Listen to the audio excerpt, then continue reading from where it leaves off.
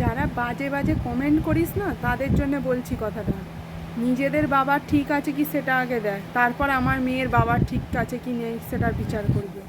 চুপ আছি, ভদ্রতা দেখাচ্ছি, ভদ্রতারও একটা লিমিট থাকে, ঠিক আছে? এরপর ভদ্রতা আর দেখাবো না, যেদিন চুপ মুখটা খুলবো সেদিন বুঝিয়ে দেবো যে কার কে জীবন নষ্ট করেছে।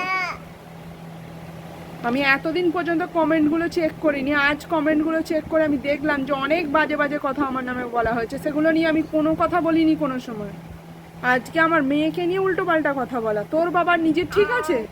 তোর মাকে গিয়ে জিজ্ঞেস করবি তোর বাপ কটা। আর আমার চুপটাকে আমার কোনোদিনও ভাবিস না যে আমি চুপ রয়েছি বলে তার সব কিছু চুপ রয়েছে। যেদিন বলতে শুরু করবো না সেদিন তোর 12টা আমি বাজিয়ে দেবো, এটা তুই ভালো করে মাথায় ঢুকিয়ে নিস। আর কি বলেছিস ইউটিউব করে পয়সা ইনকাম করছিস, এরকম পয়সা হাজারো হাজার মেয়ে ইনকাম করছে, এগুলো কোনো অসম্মানের কোনো ইনকাম নয়, এটা বুঝেছিস? এটা কারুর কাছে কারোর সাথে শুয়ে কেউ ইনকাম করছে না, বলতে আজ বাধ্য হচ্ছি।